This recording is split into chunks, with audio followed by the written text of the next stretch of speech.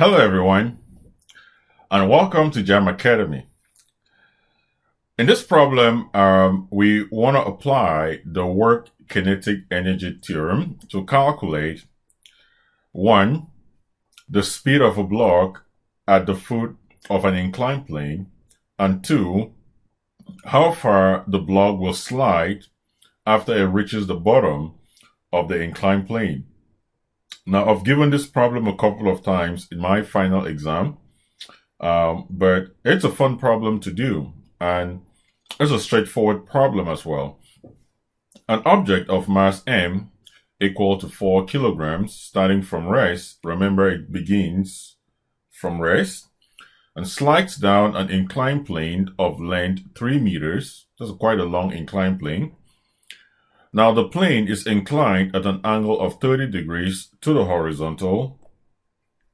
The coefficient of kinetic friction, mu k, is equal to 0.2. At the bottom of the plane, the object slides along a rough horizontal surface.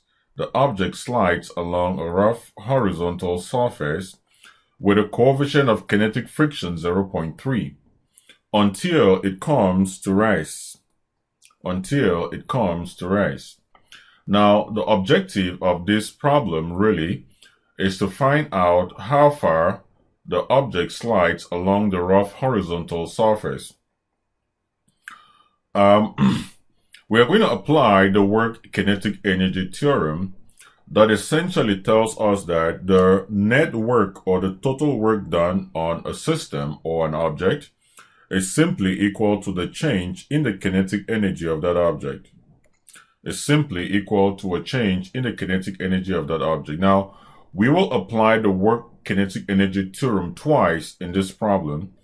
We will apply the work kinetic energy theorem along the inclined plane as well as along the horizontal surface. And that should be fun. So let's do this. In order for us to calculate the total work on the object, we need to calculate the net force acting on the object. And for us to calculate the net force acting on the object, we need to know the forces acting on the object. And a free body diagram is the best way for us to keep track of the forces acting on the object, both on the inclined plane as well as on the horizontal surface. So if we draw the forces acting on the object, the weight acts vertically downwards. The normal force acts perpendicular. Friction. This is kinetic friction 1. Similarly, here, the weight acts vertically downwards. The normal force acts perpendicular. Let me call this N1, N2. The friction force acts in the opposite direction. This is FK2. This angle is theta. What you need to bear in mind is this angle here is also theta. What that means is we can resolve the weight into two components. You have the component perpendicular to the plane. This is mg cosine of theta. And this is mg sine of theta. So remember, there are two ways we can calculate the total work on the object. We can calculate the total work by first calculating the net force and then calculate the work done by the net force, or we can calculate the work done by the individual forces and then add all the work. Now I'm going to do it in two ways so that you could actually see the differences. So the very first question right here is for us to determine the work done by friction. The work done by friction. The work done by friction, F of k, is equal to the friction force multiplied by the distance moved along the inclined plane multiplied by cosine of theta. Because I've used theta there, I'm going to use cosine of phi so that you should not get confused. Now, phi is the angle between friction and the direction of motion, which is 180 degrees. So this is just going to be equal to negative FKL. But the question is, what is Fk? By definition, Fk is equal to mu 1 multiplied by n1. But what is n1? If you look at the free body diagram, the sum of forces along the y direction is equal to 0, which means that n1 is equal to mg cosine of theta. And if that is the case, this would mean that mu k is mu 1 mg cosine of theta. So this means that the work done by the friction force is negative mu 1 mgl cosine of theta. This is the expression of the work done by friction. We can calculate this. So we will have WFK equal to negative mu 1 is 0.2. M is 4 kilograms. G, I'm going to use 10 meters per square seconds. Cosine of 30 degrees. And our response will be equal to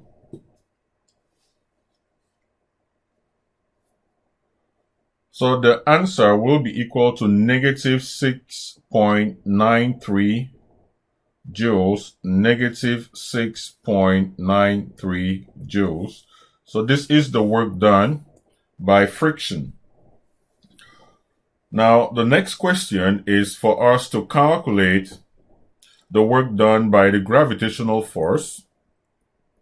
The work done by the gravitational force is just going to be equal to the force of gravity that is parallel to the direction of motion, or the component of gravity that is parallel to the direction of motion, multiplied by L cosine of phi. I'm going to use phi there.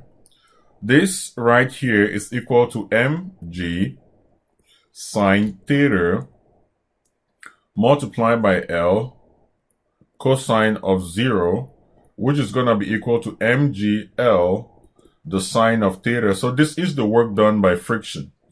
Another way that you could have used to calculate the work done by friction is that Wg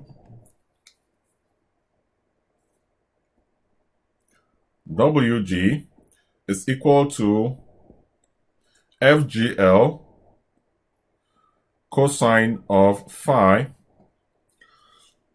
Now Fg, which is the force of gravity, is just equal to mgl. Now cosine of phi. So the question would be, what is phi? Phi is the angle, listen attentively, phi is the angle between the direction of motion and the force. So let's look at it critically. So the object is going downwards. So phi will actually be this angle. And that would mean that phi is equal to 90 degrees minus theta. So phi is equal to pi over 2 minus theta.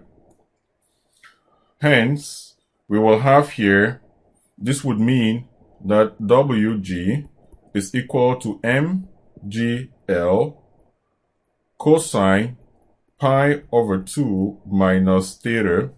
Now, cosine of pi over 2 minus theta is just equal to sine theta. So this is equal to mgl sine theta, which is the same like the answer we got before.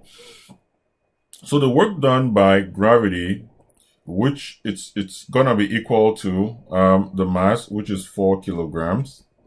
G, I'm gonna take this as 10 meters per square seconds. This is 3. I was missing something here. This is going to be 3 meters as well. So that would mean that the work done by friction has to be multiplied by 3. That will be 20.78 joules. 20.78 joules. So this is the work done by friction. Now, do not omit this on a test because it will be catastrophic. If you forget, you'll miss points that you shouldn't miss. So let's go ahead. So this will be equal to, you have here 10, you have here 4, 10, sine 30. The sine of 30 is half. So half, this will be 20. 20 times 2, that will give us 40 joules. So the work done by gravity is 40 joules. The work done by gravity is 40 joules. Let me see. Half divided by 2. 20, no. I'm mistaken, sorry. This is 40. 20 times 3. This will be 60 joules. 60 joules. So the work done by gravity is 60 joules. The next question is, what is the kinetic energy of the mass just at the bottom of the inclined plane? Now, observe something. Before we move forward, I would like for you to observe something. Keep in mind that the normal force is perpendicular to the direction of motion, so the work done by the normal force is 0. It's important you keep that in mind. So we've been asked to calculate the kinetic energy of the box at the bottom of the inclined plane. We know that the total work done is equal to the change in the kinetic energy, which is Ke final. I'm going to use Ke bottom minus 0, which is just going to be equal to Ke bottom. So this would mean that the kinetic energy at the bottom of the inclined plane is equal to the total work, which is 60 joules plus 20.78 joules. This is going to be equal to 80.78 joules. So this is the kinetic energy of the mass just at the bottom of the inclined plane. Now, the next question obviously would be for us to determine the speed of the object at the bottom of the inclined plane. Now, when I gave this as a test, actually, I wanted you to give me the value of the speed just in terms of the variables. And so I'm going to divert here a little bit and just do that. We know that the total work done is equal to the work done by the normal force plus the work done by gravity plus the work done by friction. Now the work done by the normal force is 0. The work done by gravity is mgl sine theta. And the work done by friction is negative